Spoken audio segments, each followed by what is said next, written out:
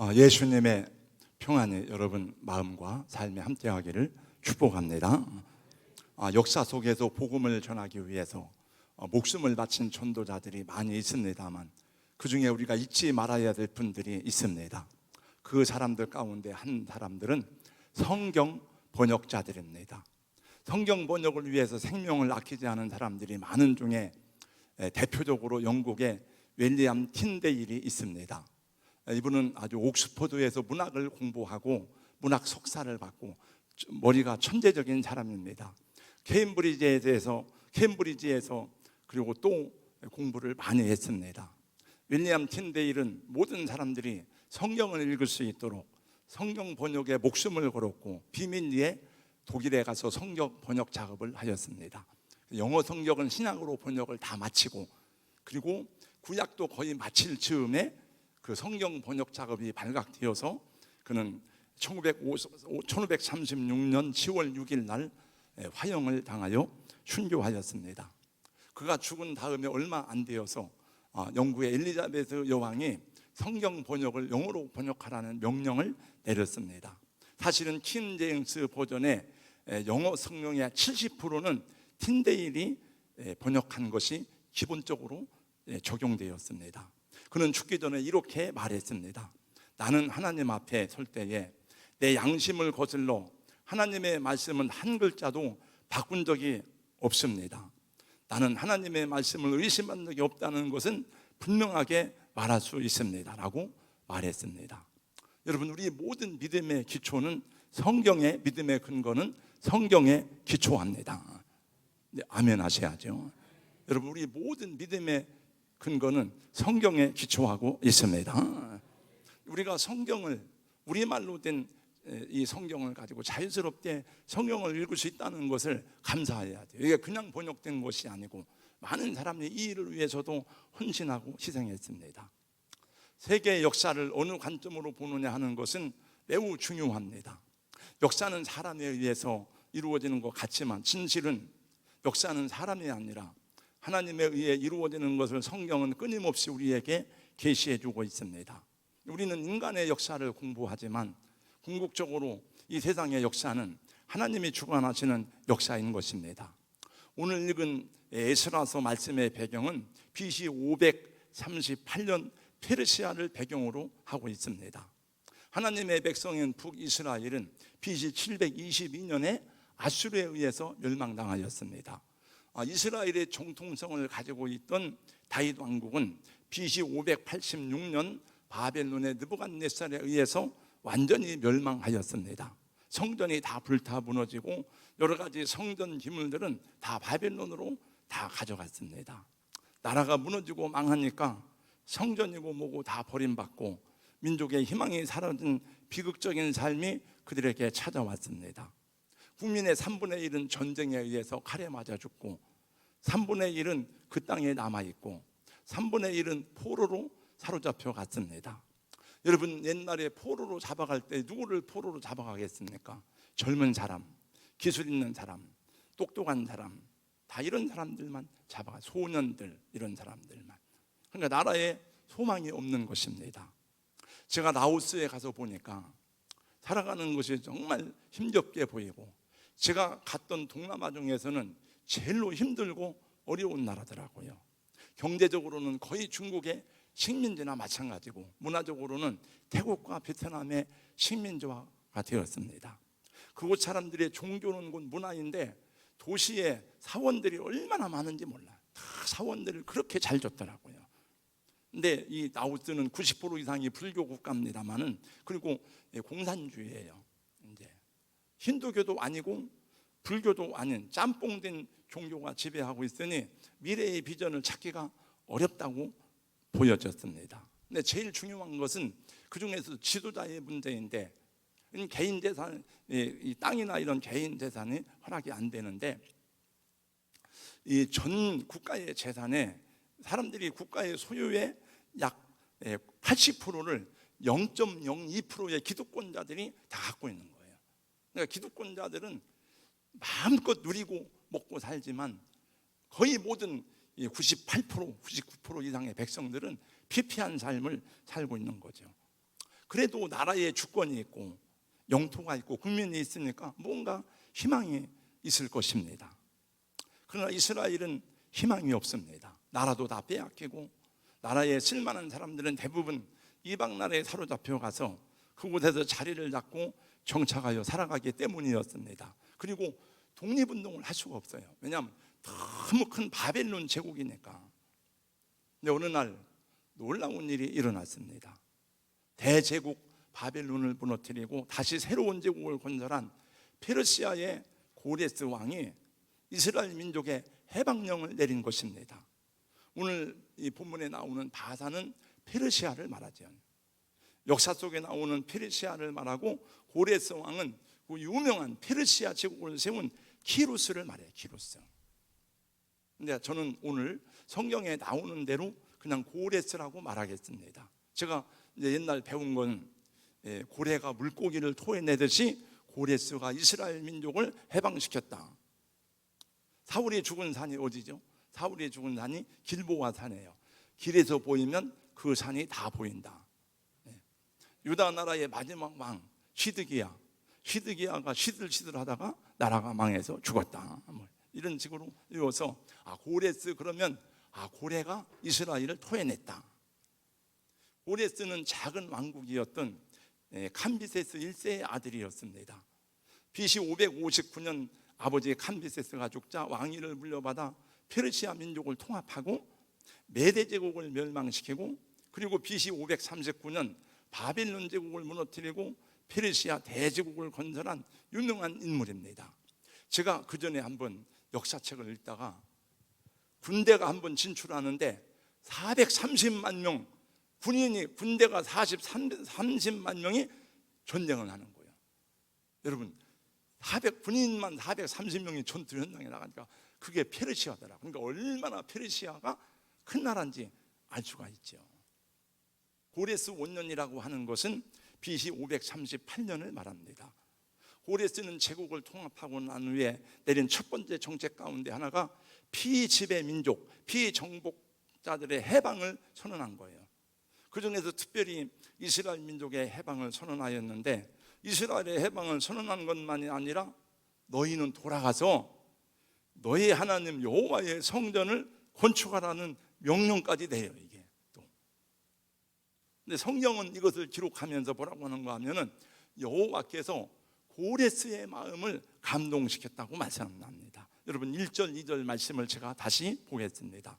바사 왕 고레스 원년에 여호와께서 예레미야의 입을 통하여 하신 말씀을 이루게 하시려고 바사 왕 고레스의 마음을 감동시키시매 그가 온 나라에 공포도 하고 조소도 내려 이르되 바사 왕 고레스는 말하노니 하늘의 하나님 여호와께서 세상 모든 나라를 내게 주셨고 나에게 명령하사 유다 예루살렘의 성전을 건축하라 하셨나니.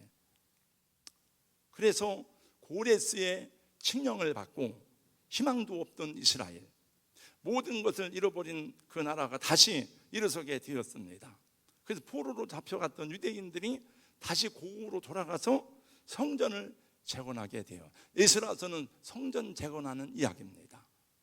불타버리고 무너진 성전을 다시 재건한다는 말은 이스라엘의 신앙을 회복시키는 것만이 아니고 이스라엘은 신정국가니까 민족 회복을 보여주는 것입니다. 오늘 말씀의 첫 번째입니다. 하나님이 페르시아의 고레스를 감동시켰다는 것입니다. 아수르와 바벨론의 왕들은 이스라엘과 유다를 정복한 다음에 성전을 파괴하고 성벽을 파괴하고 도시를 철저하게 파괴시켰습니다. 그리고 유대 민족들을 사방으로 흩어버렸습니다. 그리고 사마리아 땅에 아수르 사람들을 갖다 심었습니다. 그러니까 민족 말살 정책을 세운 거예요. 유대 민족을 아예 없애려고 강제 이주를 시켜서 바벨론으로 흩어버린 일을 하였습니다. 그리고 긴 세월이 흘렀습니다. 대부분의 포로 1세대는 죽었고 살아남은 노인들도 하나님의 도성 시온성과 예루살렘 성전은 기억 속에 아련한 추억으로 남아있을 뿐이었습니다. 그런데 고레스 왕이 정복 전쟁을 끝나고 이 페르시아 제국을 건설한 다음에 모든 나라 모든 사람들이 깜짝 놀랄 만한 그런 선언을 한 거예요.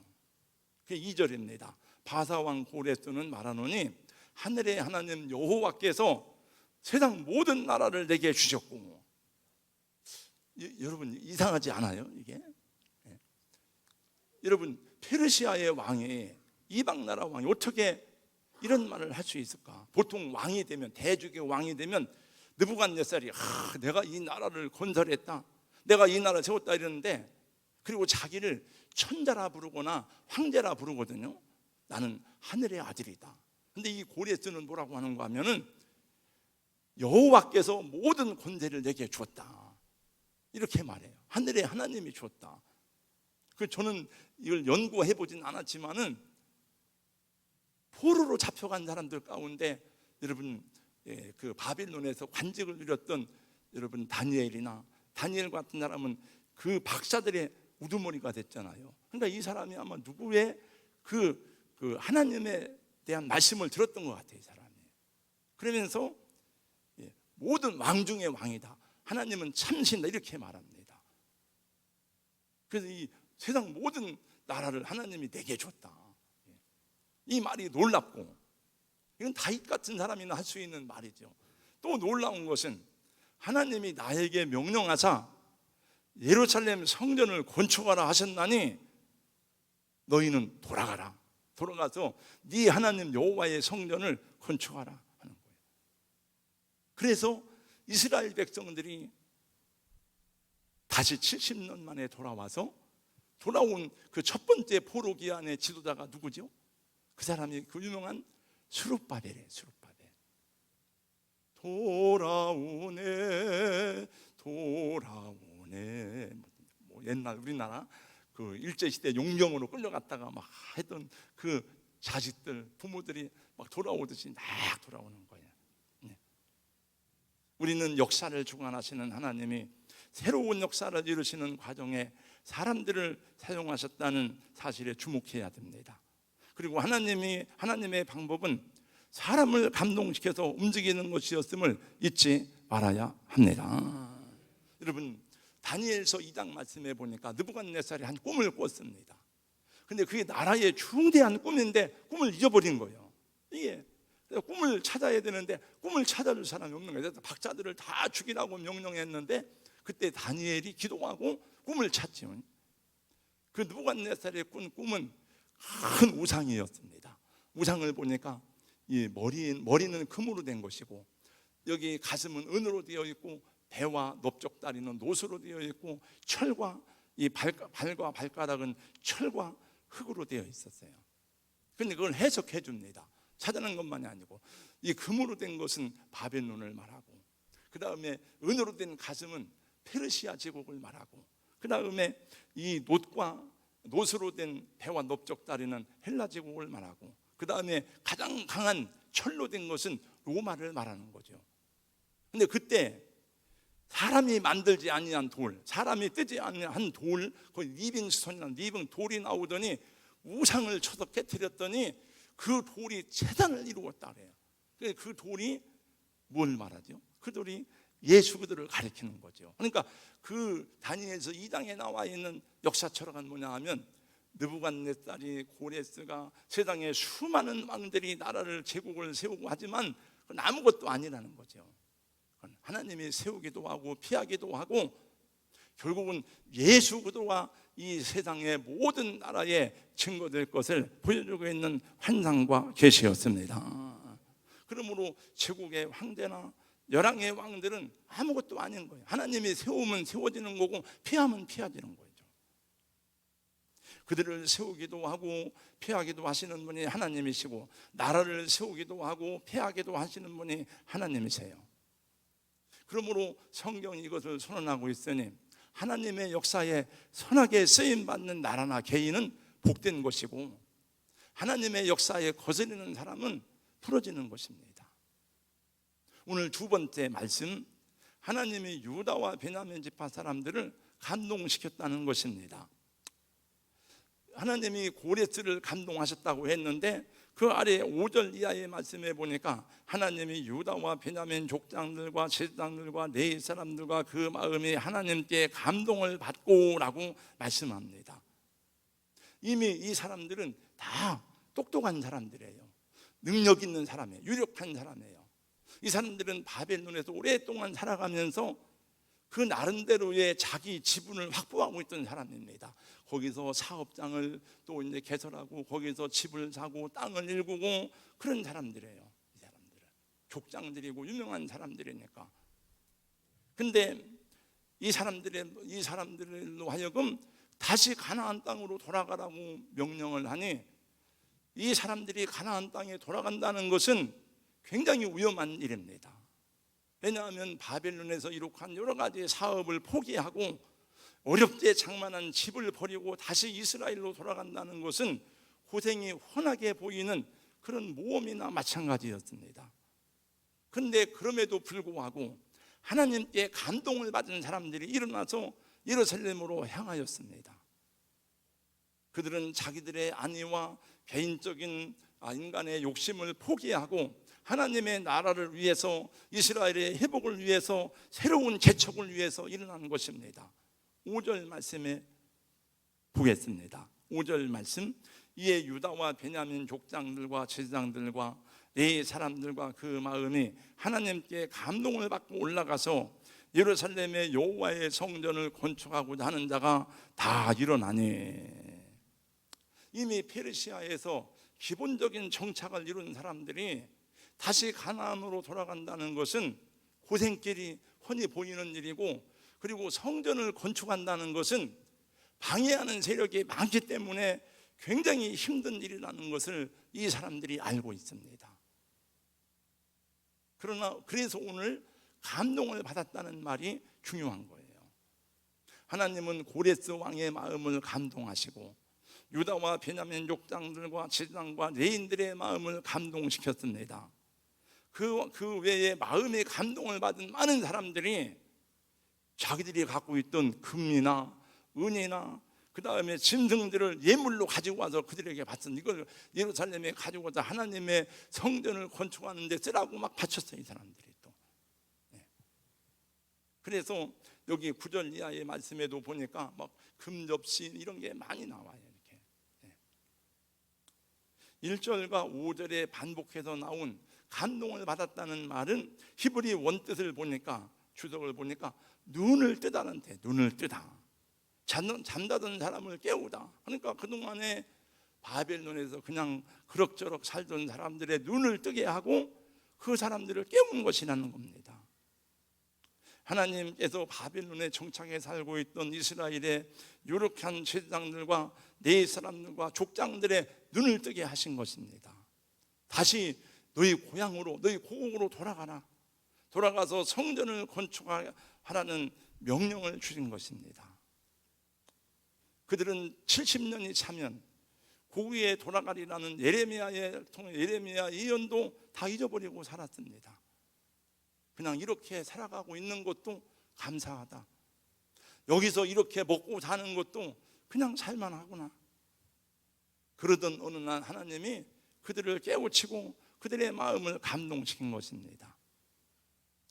우리 사랑하는 성도 여러분, 또 함께 오늘 예배드리는 우리 장로님들, 권사님들, 집사님 여러분, 또 우리 청년 여러분, 우리의 삶에 깨어나고 회복되어야 될 부분이 있지 않겠습니까? 그냥 이대도 살아도 별 문제는 없겠지만은 하나님의 사람이라면 하나님이 우리에게 일깨워 주시는 무엇이 있어야 하지 않겠습니까? 사실은 저도 저 자신에 대해서 돌아볼 때에 이제 내가 나이도 적당히 들고 목회도 30년 넘게 했으니까 이제 그냥 나름대로 성실하게 목회를 하면 교회에 무슨 어려움이 있겠는가, 또 교회 내 신상에 무슨 어려움이 있겠는가, 이런 생각을 하지만, 그러나 이런 생각으로 목회를 한다면은, 여러분, 그런 목사가 교회의 지도자로 있다면, 그런 목회자가 교회 강단에서 성도들을 리더한다면 하나님이 기뻐하고 여러분에게 하나님 나라에 대한 무슨 비전이 있겠습니까? 여러분, 성도들을 일깨우고 성도들로 하여금 하나님 나라에 대한 비전을 가지고 헌신하게 만들고, 여러분 개인의 삶에 하나님이 주신 사명을 일깨우지 않는 그런 비전과 변화를 이루어가지 않는 목회라면, 거기에 목숨을 걸지 않는다면 그냥 제 자리에 연명하는 것밖에 아무것도 아니죠. 그래서 저도 사실은 고민을 하고, 사실은 저는 2020년에 그래서 제가 1월 달에 첫 번째 목회를 이렇게 하면 안 되겠다 해서 일주일 금식 기도를 하였는데, 그 해에 첫 번째 주부터 코로나가 왔어요. 그리고 지금도 사실은 그런 생각입니다. 저도 생각할 때 정말 하나님 앞에서, 성도들 앞에서 어떤 비전과 또 변화를 줄 수 없는 목사라면 이 목회를 계속 해야 되는 것인가 하는 생각을 하게 됩니다. 유대인들이 그렇게 생각했을 것입니다. 바빌론에서 그냥 그럭저럭 먹고 사는 일이 뭐 괜찮지 않은가? 그동안 여기서 이렇게 살아가는 것도 그냥 살만하지 않은가? 여기에 축적된 기반이 있지 않은가? 그러나 하나님이 그들을 일깨우셨습니다. 하나님이 고레스를 감동하시고 그 족장들을 감동하셨니, 그들이 다시 예루살렘 성전을 재건하기 위해서 돌아오게 되었으니, 고레스의 귀한 영이 떨어졌을 때 돌아온 1차 포로 기한 BC 538년에 수룹바벨의 인도 아래 49,897명이 돌아왔습니다. 느헤미야서, 에레미야서에 보면, 에스라에서 보면 그 명단이 다 나와요. 명단이. 제2차 포로 기한 BC 458년에 에스라의 인도하에 돌아왔습니다. 제3차 포로 기한 BC 444년에 느헤미야의 인도로 귀환하였습니다. 오늘 읽은 이 본문의 말씀은 1차 포로 기한 때의 상황이고, BC 538년에 이때 돌아온 백성들이 성전을 재건하는 내용이 에스라에서 나오고, 그때 어려움을 만났을 때 하나님이 선지자 학개를 통해서 그들을 격려합니다. 또 선지자 스가랴를 통해서 그들에게 격려합니다. 이 스룹바벨아, 이 큰 산이 무엇이뇨? 스룹바벨 앞에서 평지가 되리라. 왜냐하면 성전 재건하다가 어려움을 만났을 때에 그게 준 스가랴의 말씀이에요.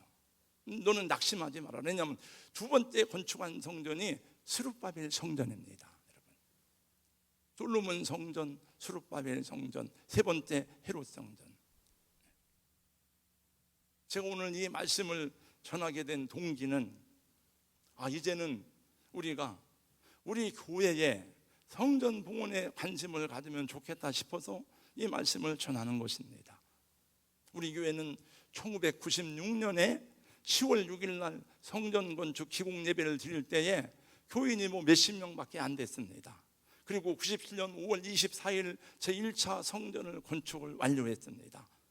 그리고 여러 해가 지나서 그 해가 IMF가 왔어요. 97년에. 제가 그걸 알아요. IMF가 몇 년인지.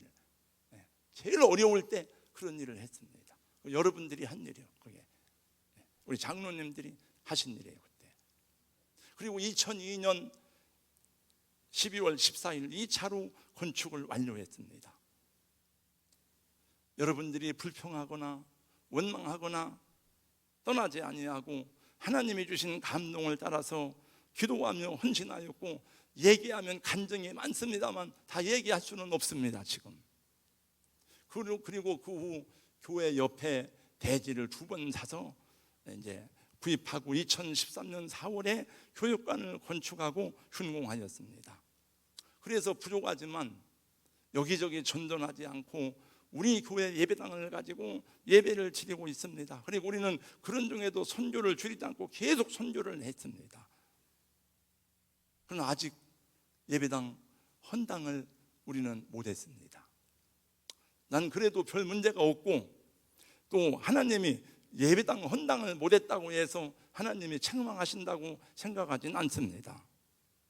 그러나 제가 이제 몇 달 전부터 생각을 했어요. 우리 성도님들 가운데 필리핀의 교회 건축 헌금한다고, 또 헌금을 드리고 탄자니아의 성전 건축하다가 완료되지 못한 교회에 헌금을 하고, 그런 걸 쭉 생각하면서 그 다른 교회 헌당하는 것도 중요하지만 우리 교회도 봉헌을 해야 되는데 그러는 차에 우리 교회에서, 우리 교단에서 몇 년 전에 200억짜리 건물을 매입해서 이 성전 교단 회관을, 총회관 건물을 매입했는데, 이게 빚이 있어가지고 지금 몇 달 전에 총회관 헌당 준비위원회가 구성돼가지고 계속 돈을 거두러 다녀요. 우리한테도 돈 달라고 그래요. 우리는 이미 작정금을 1,000만 원을 했어요. 하고 저는 몇 년 전에 제 개인적으로 또 몇천만 원을 빚을 내서 했습니다.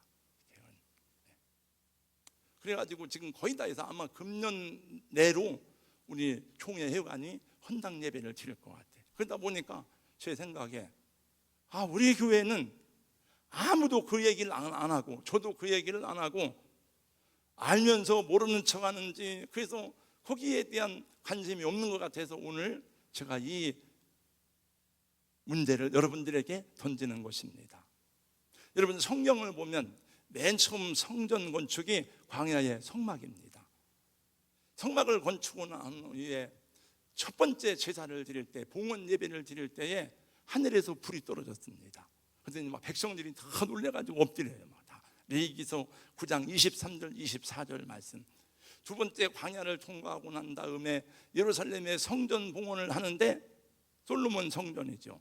그때도 역시 똑같이 하늘에서 첫 번째 제사에 불이 떨어졌습니다. 역대하 7장 1절 말씀이에요. 그래서 봉헌도 중요하다. 우리는 하나님은 시간과 공간에 제한받지 않지만 사람은 시간과 공간에 제한을 받기 때문에 하나님이 성전을 허락한 거예요. 그러니까 하나님이 성전을 허락한 것은 하나님이 여기 계시려고 한 것이 아니고 우리를 위해서 허락하신 은총이고 축복인 것입니다. 그래서 사실은 예배당을 건축하면 우리 입당만 했지 헌당을 하지 않았는데, 이제는 여기에 관심을 가지고 기도해야 되겠다 싶어서 이 말씀을 여러분들에게 전하는 것입니다. 여러분, 물론 저는 구약의 성전과 신약의 예배당이 다르다는 것을 제가 신학을 수십 년 가르쳤는데 모를 리가 없죠. 알고 있지만, 그러나 하나님을 사랑하고 하나님께 드릴 헌신 가운데 가장 중요한 눈에 보이는 표현과 헌신과 추구는 주님의 교회를 향한, 눈에 보이는 성전을 향한 애정과 관심과 사랑이고 헌신인 것을 알게 되었습니다. 구약에서도 여러분, 하나님을 사랑하는 사람의 대표적인 인물 가운데 한 분인 다윗이 그러하고, 성가대장 아삽이 그러하였고, 또 고라 자손들이 그러하였습니다. 신약에서도 하나님을 사랑하는 사람들의 가장 중요한 헌신과 희생은 교회를 사랑함으로 나타나는 것을 보게 됩니다. 그러므로 사랑하는 성도 여러분, 주님의 교회를 다시 한번 사랑하고 교회를 위해서 기도하고 눈에 보이는 교회 건물인 성전을 사랑하고 사모하는 성도들이 되시기를 예수님의 이름으로 축원합니다. 다음 주일이 맥주 감사 주일입니다. 그래서 금년 맥주 감사절기 헌금은 전액 건축 헌금으로 하도록 하겠습니다.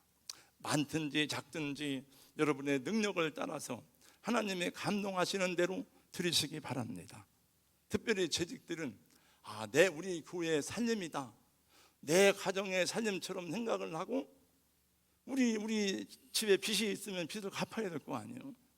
교회도 마찬가지입니다. 그래서 주님이 힘주시는 대로, 하나님이 감동하시는 대로 하시기 바랍니다. 우리 교회가 해외의 교회를 건축하고 또 건축이 중단된 교회들을 돕는 것도 중요하지만, 그건 제가 요청한 게 아니에요. 다 여러분들이, 제가 강요한 게 아니고 여러분들이 감동을 받은 대로 한 거예요. 이제 우리 교회를 위해서도 그런 감동, 은혜가 되는 대로 감당하다 보면 하나님이 때가 되면 허락하여 주실 줄로 믿습니다. 할렐루야. 여러분, 아멘 크게 하세요. 지나간 세월 보세요, 여러분들. 저도 생각할 때, 어떻게 우리 교회가 지금 이만한 예배당이나 이런 교회 지려면 최소 50억 이상 들어야 돼요. 땅 사고 하려면, 건축비가 올라서 어쩌면 100억이 들어도 하기 어려운 거예요, 여러분. 근데 어떻게 이걸 했지 우리가? 교인도 별로 없는데 하나님이 하신 일이에요. 여러분들은 기도하고 순종했을 뿐이에요. 야, 이거 또 부담되는데 생각하지 말고 여러분 기도하고 기쁨으로 함께 나갈 때에 하나님이 누구를 통해서든지 감당하게 하실 줄로 믿습니다. 마지막 세 번째, 왜 하나님은 이 사람들을 감동하셨을까? 1절에 답이 나와 있습니다. 1절 말씀 여러분 저를 따라서 하겠습니다.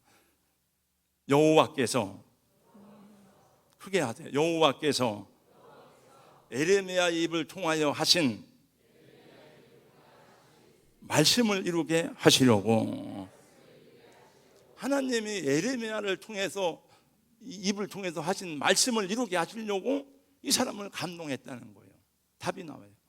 그럼 에레미야 입을 통해서 하신 말씀이 무엇입니까? 에레미야서에 많이 나와 있습니다. 제가 그중에 에레미야 29장 10절 11절 말씀을 읽겠습니다. 여호와께서 이와 같이 말씀하시니라. 바벨론에서 70년이 차면 내가 너희를 돌보고 나의 선한 말을 너희에게 성취하여 너희를 이곳으로 돌아오게 하리라. 여호와의 말씀이니라. 너희를 향한 나의 생각을 내가 아나니 평안이요 재앙이 아니니라. 너희에게 미래와 희망을 주는 것이니라. 할렐루야. 돌아오게 하겠다는 거예요. 너희들이 죄악 때문에 망했지만은 다시 내가 회복시키겠다는 거죠. 내가 너희들에게 평안과 희망을 주려는 것이다. 성경은 우리와 우리 자손들에게 주신 하나님의 약속의 말씀이고 약속의 책입니다. 그래서 우리 부모들이 바르게 서면 여러분 자식들도 다 복을 받게 되는 줄로 믿습니다. 사실 여기에 기록된 이스라엘 백성들의 귀환과 성전대건은 그 자체가 목적이 아니에요. 성전대건이 목적이 아니고 돌아오는 게 목적이 아니에요. 그 이면에는 하나님의 중요한 목적이 있으니 하나님이 태초부터 약속하시고 아브라함을 통해서 말씀하신 이 만민을 구원할 메시아의 오심을 예비하는 구속사건의 전도가 되는 것입니다. 메시아가 여러분 유대인에게서 나와야 되잖아요. 그래서 이스라엘의 회복과 영광은 모두가 다 예수 그리스도의 구속 역사와 관계가 있고 우리의 영적인 축복과 관계가 있는 일이었던 것입니다. 그래서 예수 그리스도의 구속 역사에 쓰임받은 사람들은 모두가 다 하나님의 감동을 받은 사람들이니 여러분도 저도 어떤 큰일인지 작은 일인지 하나님이 감동하시는 대로 순종할 때에 하나님의 뜻이 저와 여러분을 통해서 우리 교회를 통해서 이루어지게 될 줄로 믿습니다. 제가 이번에 라오스에 간다 하니 여러분들이 라오스에 가면 누구를 만나세요? 라오 코리안 대학의 이종범 총장을 만나서 기도를 해주세요 그러길래, 근데 저 혼자 간 것이 아니고 또 제가 선교 때문에 간 것이 아니기 때문에 그런 분들을 다 만날 수는 없었습니다. 그런 라오스 가기 전에 한번 라오스 역사를 쭉 보니까 라오스에 한국 사람과 같은 몽족이라는 그런 종족이 있다는 말을 들었어요. 고구려가 멸망할 때에 그 중국으로 도망간 우리 고구려 유민들이 묘족이라는 이름으로 살다가 또 전쟁이 일어나니까 남쪽으로 피난하는데 그 피난 간 사람들이 몽족이라는 거예요. 그래서 이번에 우리가 이제 코스를 짜니까 몽족 마을을 방문해 보자. 그래서 갔더니 살아가는 모습이 우리하고 비슷하고, 그리고 그 몽족 그 아주 산골짜기에 학교가 없는, 애들이 공부할 수 없는 지역인데 선교사님이 거기서 학교를 세우고 이리에 익산의 교회가 거기에 건물을 세웠다. 학교를, 초등학교를 세웠더라고요. 한번 보겠습니다. 한번 사진 한번 보여주세요. 네, 저 우리가 지금 그 몽족 마을로 들어가는 중이에요. 이렇게 쭉. 네, 그 다음 막 물살이 막 있길래 가운데서 제가 지금 사람들을 인도하고 이렇게. 그 다음 네, 몽족 마을에서 보니까 이렇게 사람들하고 만나서 또 우리가 얘기하고 아마 그 개인 생일 잔치인지 뭐 잔치를 하고 있더라고요. 그 다음에 네, 다음 네, 보니까 아주 그 시궁창물에서 빨갛고 애들이 고추를 내놓고 막 노는데 그 엄마가 여기 몽둥이가 보여요? 잘 안. 막 큰 몽둥이 가지고 막 애를 막 세게 때리나도. 그래서 우리가 뭐 때리지 말라고 막 그랬어요. 빨리. 근데 우리 어릴 적 생각이 나더라고요. 우리 어릴 적에 막 다 꼬치 내놓고 막 놀았잖아요. 이렇게. 그 다음에 여기가 몽종마을에 있는 나솜 초등학교예요. 남당도 다음 사진. 네, 초등학교예요. 이 학교를 안 세우면 애들은 공부를 못 하는 거예요. 그 다음에 보니까 보세요. 나솜 넘기시고 그 다음에 여기는 그날 외국인 선생님이 와서 그날 이제 학습을 하는 거예요. 그 다음에 한번 보세요.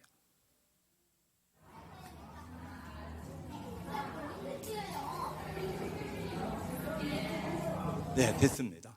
그 다음에 또 여러분 야구 선수로 유명했던 헐크란 별명을 가진 이만수 씨 아시잖아요. 이만수 씨가 제가 라오스에 가서 야구를 가르치고 있다는 얘기를 듣기는 들었는데 가서 이번에 알아보니까 다 자비한 이만수 씨가 자기 개인으로 투자한 비용이 한 20억인데 그거는 이만수 씨는 원래 믿음이 좋은 사람인데 선교를 위해서 한 거예요. 라오스 어린아이들에게 희망을 주고 꿈을 준다. 그리고 선교를 위해서. 그래서 그 라오스의 야구단을 창설하고 이번 가을에 아시안 게임에 그 야구단을 데리고 온답니다. 근데 그들의 목표는 1승. 근데 수준은 우리나라 중학교 수준밖에 안 된대요. 근데 다 그래서 이 라오스 같은 이 사회주의 국가의 심장부에 들어가서 복음 전하는 이 한국 사람들이 많이 있구나. 이만수 씨는 그래서 순전히 희생하는 거예요. 자기가 희생이라보다 하나님 앞에서 자기가 받은 달란트를 통해서 사역을 감당하는 거죠. 선교를. 됐습니다. 여러분, 내가 누군가를 무엇인가를 사랑한다는 것은 그 사람을 위해서 그것을 위해서 대가를 지불하고 희생한다는 것을 포함하는 것을 말합니다. 하나님은 우리를 이렇게 사랑했습니다. 하나님이 세상을 이처럼 사랑하사 독생자를 주셨으니 이는 그를 믿는 자마다 멸망하지 않고 영생을 얻게 하려 하심이니라. 그리고 하나님이 구원받은 교회와 성도들에게 주신 목숨보다 귀한 사명이 있으니 그건 예수 그리스도에서 준 지상 최후의 명령이고 최대의 사명이니 다 같이 읽고 마치겠습니다. 마태복음 28장 19절 20절 말씀, 우리에게 주신 또 교회에 주신 최후의 명령 최대의 사명입니다. 다 같이 그러므로 너희는 가서 시작.